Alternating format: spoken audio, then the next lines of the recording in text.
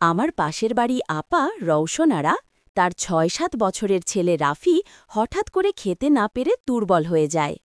কারণ রাফি প্রতিদিন chips, chocolate আর cold drink খেত, যার কারণে তার শরীরে পুষ্টি ঢুকতই না। এসব জাঙ্ক ফুড রাফির হজম নষ্ট করে, রক্ত কমায় আর হাইট গ্রো করার জন্য যে ভিটামিন লাগে সেটাও বাধা পায়।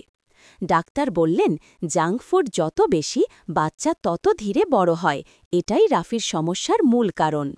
তারপর আপা সিদ্ধান্ত নিলেন রাফিকে কেমিক্যাল মুক্ত অর্গ্যানিক ফল আর ড্রাই ফ্রুটসই দেবেন। নাটস, খেজুর, কিশমিশ, বেদানা এসব খেতে দেওয়ার পর রাফির শরীর আগের চেয়ে অনেক শক্তিশালী হতে শুরু করল।